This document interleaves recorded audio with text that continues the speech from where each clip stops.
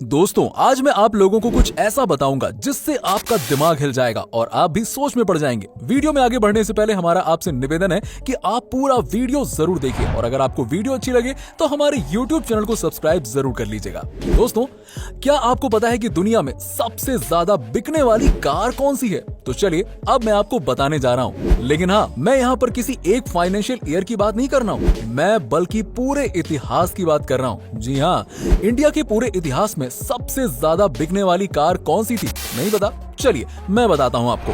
Number 5 पर है Tata indica और इस कार के अभी तक पूरे इंडिया में 15 लाख यूनिट बिक चुके हैं। नंबर 4 पर है हुंडई सेंट्रो कार, आपने देखी तो जरूर होगी। इसके अभी तक 1.3 मिलियन यानी कि 13 लाख यूनिट सेल हो चुके हैं। नंबर 3 पर आती है मारुति सुजुकी 800 और आपको तो पता ही है इस कार ने इंडिया का रुख बदल दिया था। कार्स के मामले में इस गाड़ी के आने के बाद से तो तहलका ही मच गया था पूरे इंडिया में और पूरे इंडिया में कार की सेल्स अचानक बढ़ गई थी और अभी भी ये चल रही है। और विकिपीडिया और स्टैटिस्टिक्स के हिसाब से इस कार के 27 लाख यूनिट सेल हो चुके हैं। इसी वजह से ये है नंबर 2 पर। मारुति ऑल्टो ये one of the most popular car है इंडिया की और अभी तक लगभग 39 लाख ऑल्टो बिक चुकी हैं। ये भी इंडिया के अंदर के सबसे पॉपुलर कार्स में से एक है। नंबर 1 इंडिया की हिस्ट्री में सबसे ज्यादा बिकने वाली कार के मामले में ये कार है जो आप अच्छी तरह से देख रहे होंगे। हिंदुस्तान एम्बेसडर इंडिया के सबसे पहले 4 व्हीलर्स में से एक था। हिंदुस्तान मोटर्स ऑफ इंडिया ने निकाला था इसे और ये पूरे इंडिया के डिफरेंट रीजन्स में सबकी फेवरेट बन गई थी। इस गाड़ी को किंग ऑफ इंडियन रोड्स भी कहा जाता था और लगभग 60 साल चलने के बाद साल 2005 के आसपास ये कार चलना बंद हो गई और टाइम टेक्नोलॉजी और सोल्ड यूनिट्स को कंबाइंड करके देखें तो ये कार टॉप में आती है। 40 लाख यूनिट बिक चुकी हैं।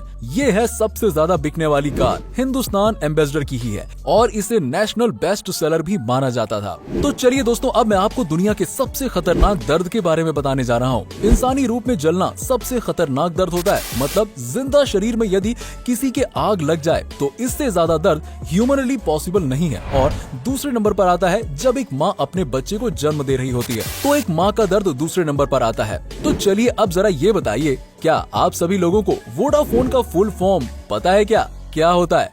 वोडाफोन का फुल फॉर्म है वॉइस डाटा फोन वोडाफोन। जी हाँ, क्या आप सभी लोगों को पता है कि एक दिन में मैगी के कितने पैकेट बिकते हैं?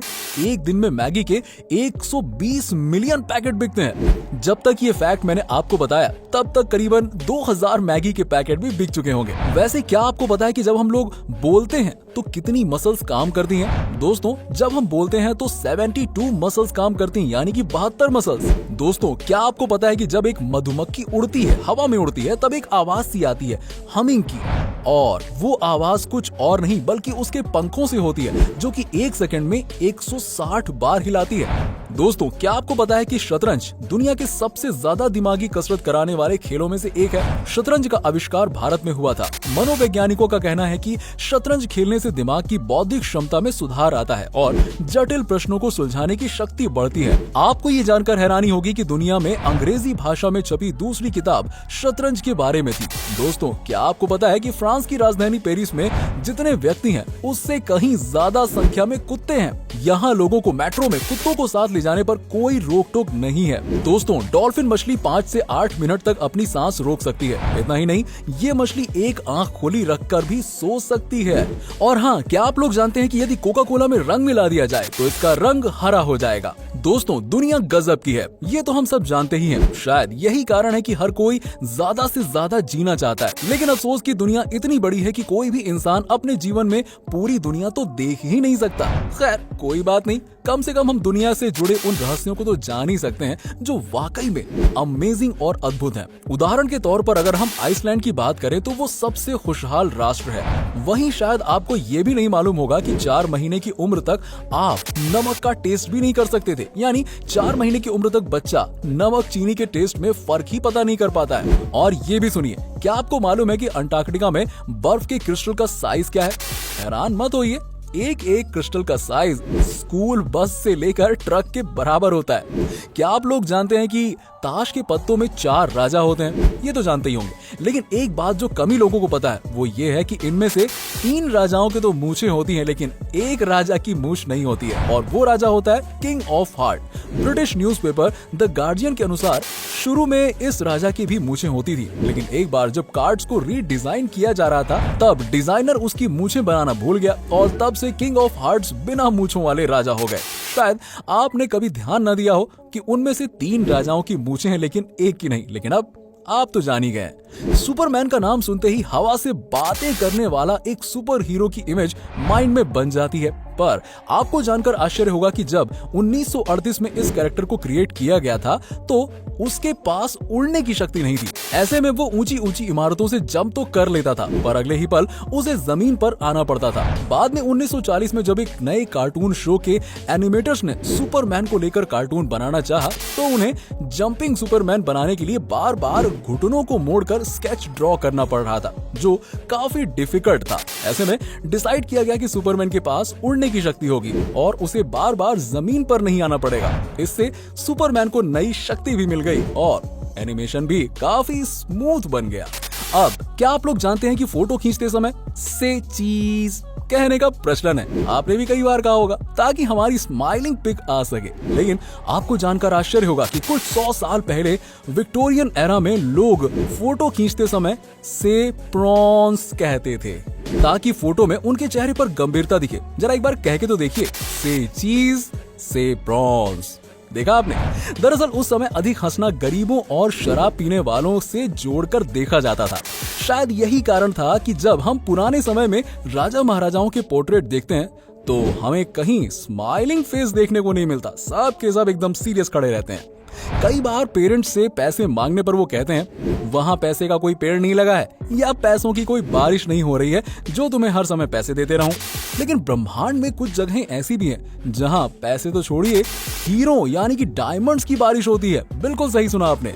सैटर्न और जुपिटर ऐसे ही 2 ग्रह हैं जहां के वातावरण में बड़ी मात्रा में कार्बन मौजूद है, और जब मौसम में बदलाव की वजह से कार्बन पर बिजली गिरती है तो वो बिल्कुल हार्ड होकर ग्रेफाइट बन जाता है और नीचे गिरने लगता है, जहां एटमॉस्फेरिक प्रेशर उसे तब तक हार्ड बनाता जाता है जब तक कि वो डायमंड ना बन जाए, और इस तरह वहां हीरो की बारिश होने लगती है। तो समझ गया ना, पैसों की भी बारिश होती है लेकिन डायमंड के रूप में।